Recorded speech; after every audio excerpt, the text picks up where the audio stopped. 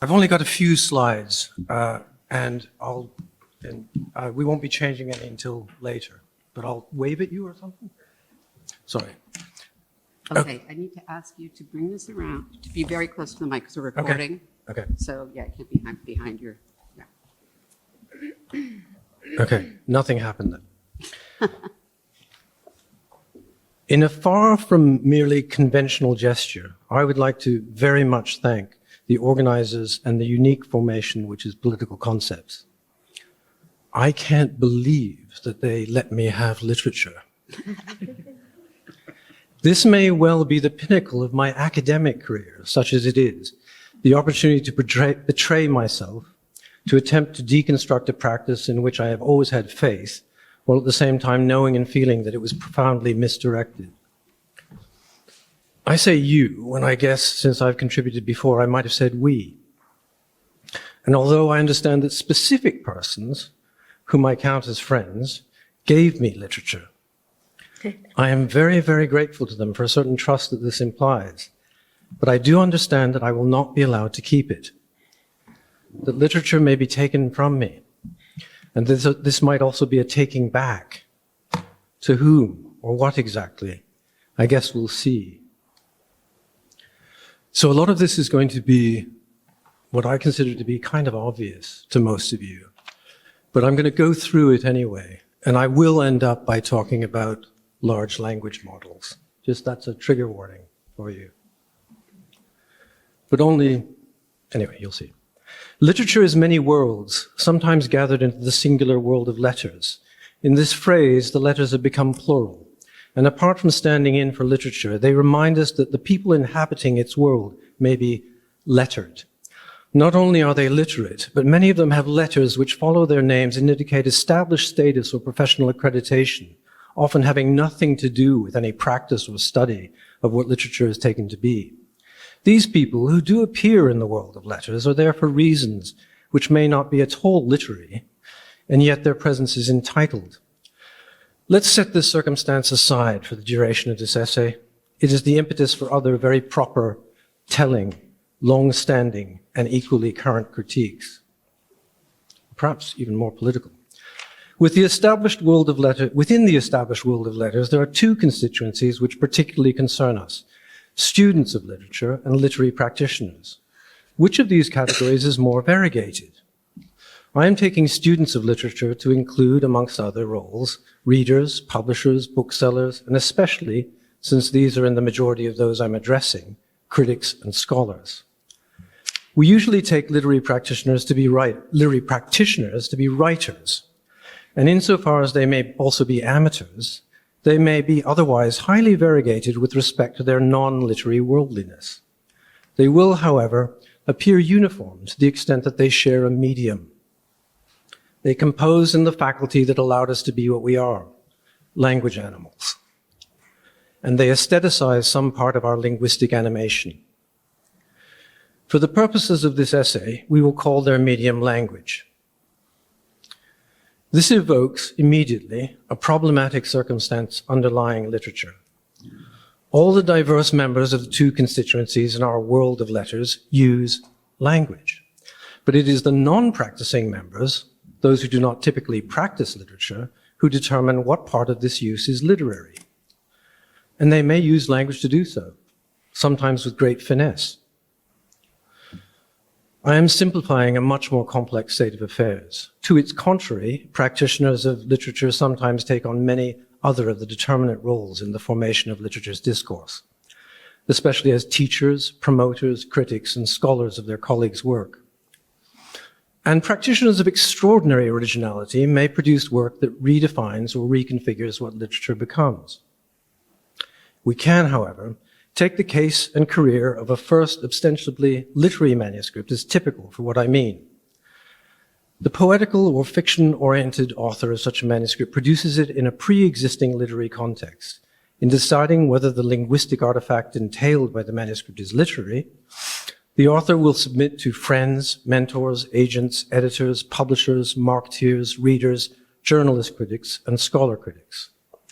At the point in this implied sequence of publication The author also submits to the material cultural instantiation of their work in a physical, readable form, usually a book. One could further simplify by suggesting that this amounts to affirming, if it isn't a book, it can't be literature. Book here stands for published book, or more literature appropriately, well-published book. There is a corresponding dictum that is still operative in the accreditation of academics, including scholar critics of literature, although in our present moment this may perhaps be resolved to something like, if it is not printable as a book, it can't be literature, or taken into account for tenure. This is, of course, a Foucauldian perspective, which is familiar and relatively banal. It is nonetheless predominant, still, insisting, as I am well prepared to do, that the question of literature pivots on a material cultural formation, something like the book, is also well rehearsed in arguments like this one that trouble the predominance of so-called print culture.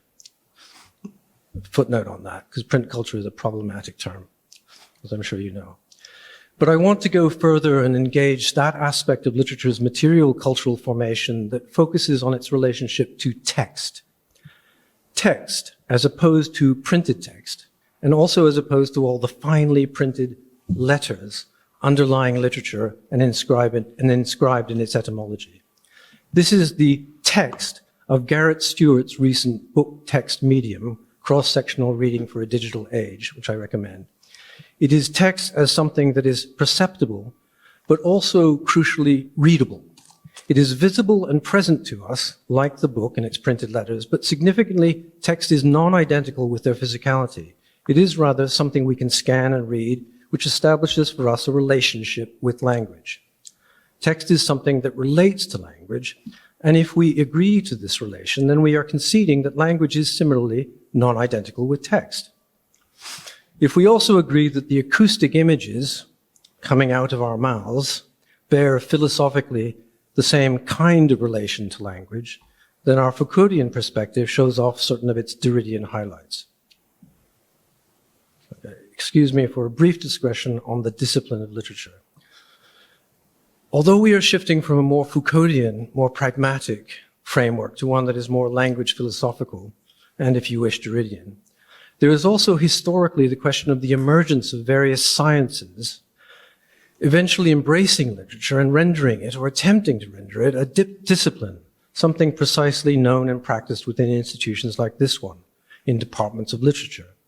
These institutions must at least know, if not define or create, what they study. And this grasp does most certainly operate definitively.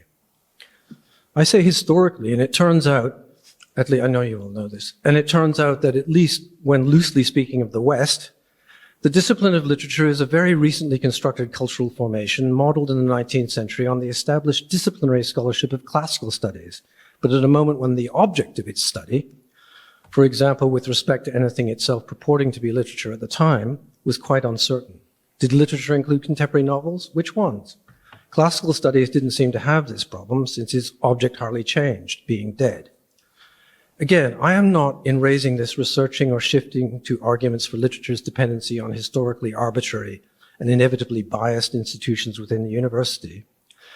Rather, I am assuming that these institutions' relationship to the disciplinarity of literature has matured and has been nuanced by critique of just this variety. Instead, here, I am proposing that what I take to be an ethical,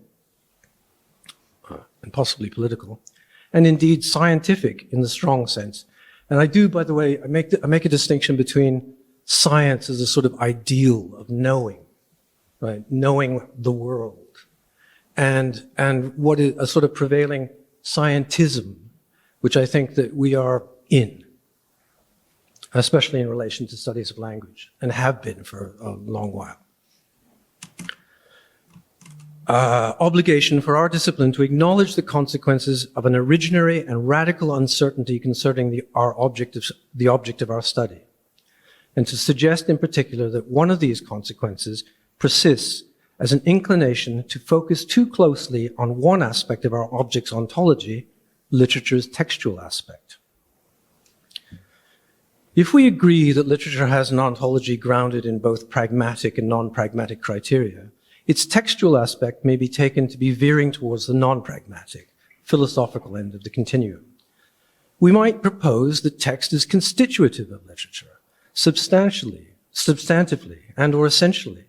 Language is the medium, we have said, of artists who make literature, and readable text provides us with an object that relates regularly, functionally to language, and it follows to those subsets of linguistic artifacts that we consider to be literature. As an object, which is empirically accessible, text also offers itself as potentially an object of modern science, something that can be studied methodically, theorized, known. And here's the post-structuralist rub. The predominant, and yeah, again, excuse me for this because I know everybody knows this these days. The predominant scientific paradigm for the study of language is structural linguistics. Despite claiming in its founding gestures to give primacy to speech, it based its science on differences which can, by definition, be textually transcribed. Linguistics did, and still does, transcribe these differences and then takes them in empirical evidence, linguistic data. As Derrida pointed out, structural analyses could thus only ever be referred to archi, in parentheses, writing, can only ever be referred to writing. That is, to what we perceive in the world as text, whereas it is demonstrable, for now let's say that puns and ellipses are enough for a demonstration of concept, that events of language hinge ontologically on différance, on creative language constitutive differences. These may be traced and transcribed, but they will also be subject to erasure and deconstruction. Moreover, the romantic, big R, romantic intuition that writing in a version of philosophical truth is unable to transcribe language, language here being referred to as something that is self-present to humans in terms of significance and affect, and what Agamben calls the sayable. So it's not necessarily language yet, but it is sayable, and it is significant and effective, but it's sort of self-present to you and you want to get it out there, is equally true for the acoustic images of speech. The logic of the supplement prevails, resisting any scientism based purely on encoding and formulation, and structuralism, and it prevails for language, the medium of literature. Within the profession of the study of literature, nonetheless, nuanced and deconstructive readings have been able to embrace and adopt such post-structuralist language philosophy and generate interpretive readings commensurate with anything in the profession's history, and more than adequate with respect to reinforcing the more pragmatic cultural formation of literature, all of this based on reading books of literary text and effectively increasing the momentum of textual practice. Text is all we have, by some accounts. We can return to the work of Garrett Stewart to find a theorized methodology of reading that regularly recognizes, in the course of its hermeneutic practice, that every text is simultaneously a phonotext. That's his book, Reading Voices, Literature and the Phonotext. I'll put up the references at the end. Stewart's readings insist that what the text evokes is always already an evocalization, an encounter with what the text says to us when reading aloud or in our interior vocalizations, and that the play involved is essential to the reading of anything literary, manifesting as style. You don't even necessarily have to go along with the Derridian language philosophy to read as Stewart does. But you do have to acknowledge that there is more to the text than what is spelled out in its orthographies and punctuation. The most extensive literary domain for what is beyond text in this sense is orality. I spell that A-U. Can we not safely assert that the extent and variety of linguistic practice which is vocal exceeds that which is textual? How much of this practice, exceeding the textual, is also motivated by aesthetics and by a shared sense of the value of these linguistic artifacts within the human cultures where they are performed, and by a shared sense that they are worthy of being not only remembered, but these remembrance should be preserved over generations?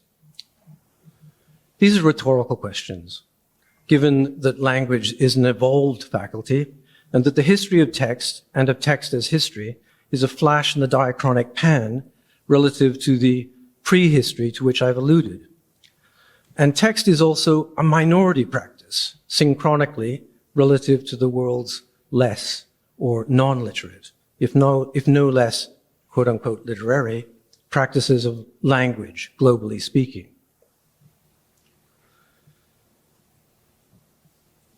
But this rhetoric does not get us very far. I mean, that's a very, obviously leads to some very important political concepts, but we're doing other things here.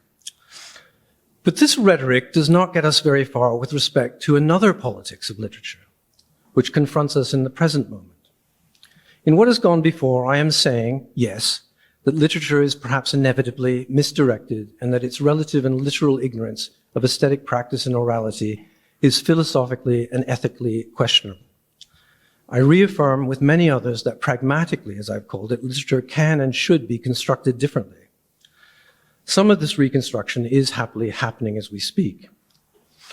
On the other hand, with a certain complementarity and regarding more language philosophical aspects of literature's ontology, the immediate consequences of textual idolatry threaten to become dire, perhaps even existential for literature as currently and conventionally configured. By textual idolatry, I mean at least two things. Firstly, the continued over-valorization of reading and writing held captured in the gravity of text, addicted to textual practices, and addicted in particular to what I want to call orthotextual practices, right? So the text is not only established, it's established in an orthography, and we can take that to be totally okay. Secondly, the ill-considered adaptation of reading and writing to digitally formulated techniques that take text as their object. If we could have the next slide. Okay, I'm not going deep into text, what text is or text may be, but a little bit. This reference here and that URL will take you to a strange essay that I wrote on what machines read that goes a little bit deeper into it. The fact that text can be digitized is one demonstration of a point made earlier, one that resonates with the foundational premise for the methodology of textual criticism as a literary studies specialism. Text is not to be identified with its physical instantiations. The text in the computer is the same object of textual critical study as the text in the book. Meanwhile, alphabetic text is historically foundational for modern computation. It is determinant of important characteristics for encoding conventions which still prevail. But as we've already pointed out, text implies nothing more than some kind of regular relation with language. And it does not take much thought or research to be able to affirm there is no one regular relation between text and language, that any such relation, if treated as singular, must be multidimensional, and that it is more likely a case of a plurality of relationships, which are also contingent on both the characteristics of the text and independently determined characteristics of the language to which it is referred. Always remembering that languages are plural. None of this is automatically accounted for by computation itself, or in the adaptation of textual criticism, critical practices to computation. Hence the literary professional anxiety concerning, quote unquote, close reading with computers, to quote the title of an excellent book on the subject by Martin Paul Eve. Whereas textual scholarship as such can only be enhanced by computational techniques, their bearing on evaluative hermeneutic reading remains at issue. In general, the statements of textual scholarship concerning text are taken to require further reading in order to be understood and set in the context of full-blown literary and literary political scholarship. Go to, no fault in this. Typically, the techniques deployed are what I characterize as heuristic. They may even be quite simple and straightforward, based on the relative frequency of key words, for example. But at least the techniques, can themselves be known. They can be understood and reapplied in other contexts for comparative discoveries or other textual critical statements. And when that is done, the scholar critic will know what they are doing and how to compare.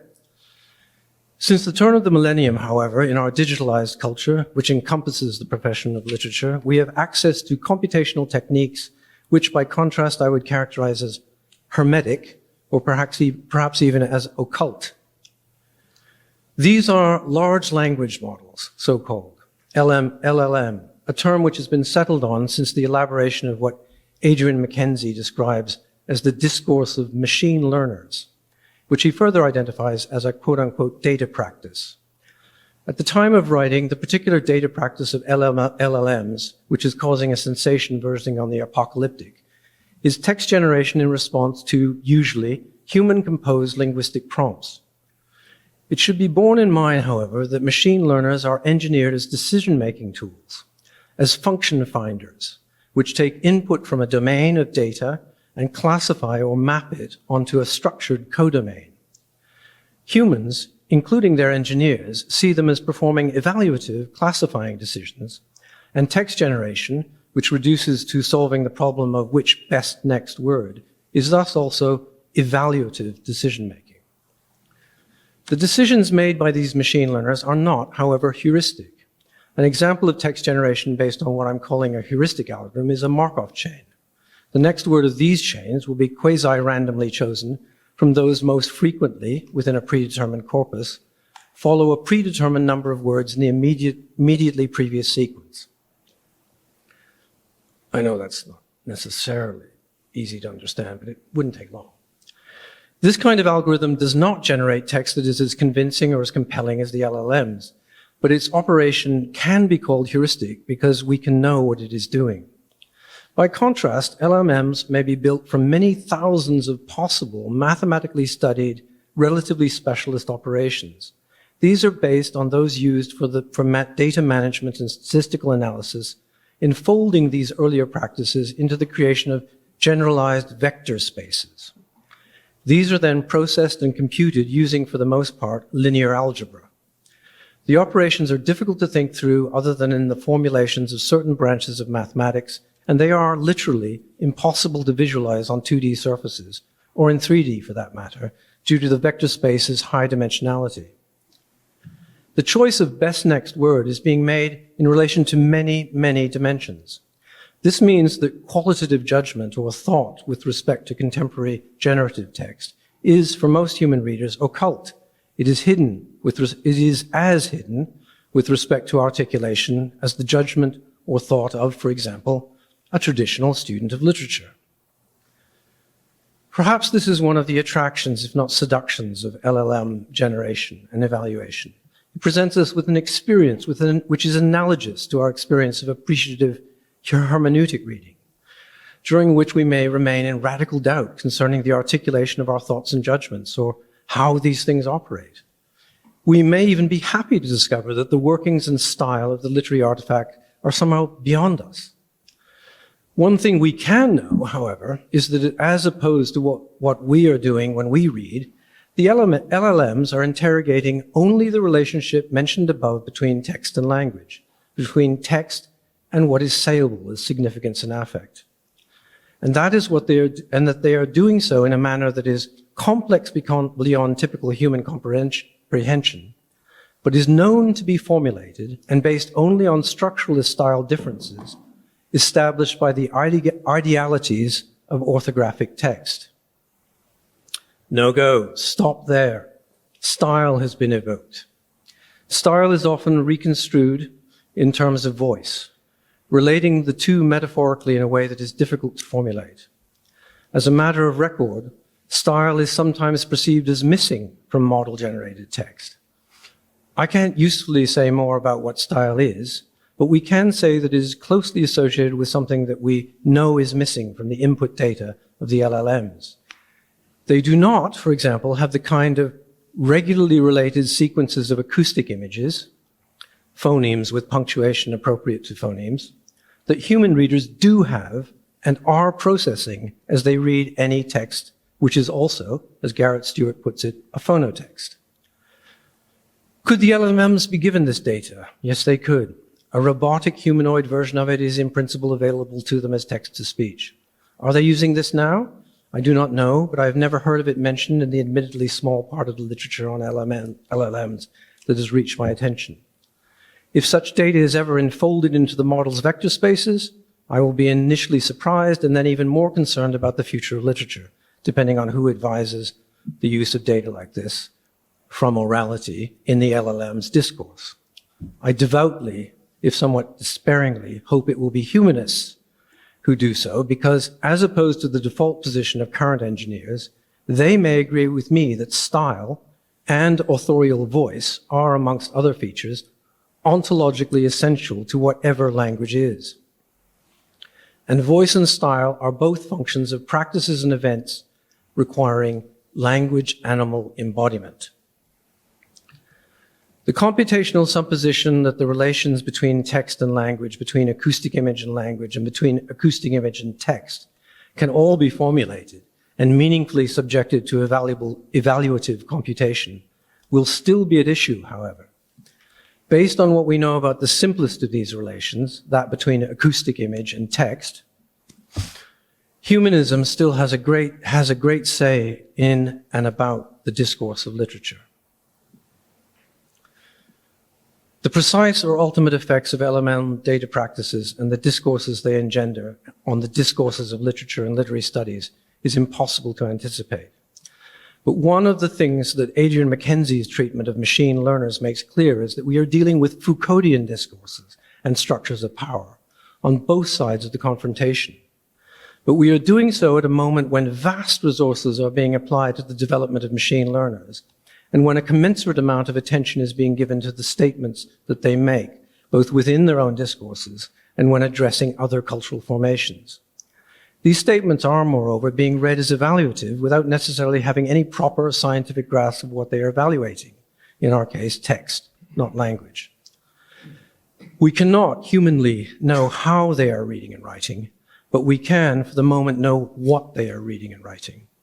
Human and humanist readers should oversee any future decisions or judgment concerning this what, concerning the data that is processed by machine learners. The fact, at the current stage of this sometimes terrifying game, that large language models are not what they claim to be, seems hardly to be noticed, let alone questioned. And I think that's down to us. They are, at best, large text models. It would it not be a crisis for literature if large text models, as a matter of scientific discourses force majeure, were generally perceived to evaluate literary artifacts better than students of literature and to compose literary artifacts better than literary practitioners. With much more to be said, I'll conclude with a relatively straightforward statement. The crisis implied by large text models having any kind of say with respect to literature is symptomatic of at least two more fundamental problems. In computation, there is the problem that human cultural formations, including mind and language, are assumed to be computable. And within literature and literary studies, what I have called textual idolatry remains predominant. Those addressed by this essay are unlikely to be able to solve the first problem, although language philosophers should help.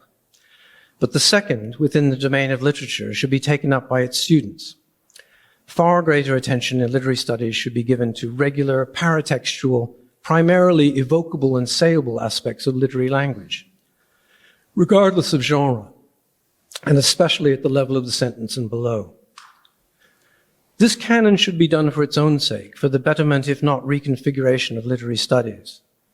But in a gesture that might set opposing discourses in dialogue, it could also be done in order to provide more and better data from the world of language to practices of computation, which are working with orthographic text, and to make it clear that they do not know or comprehend the language that constitutes literature.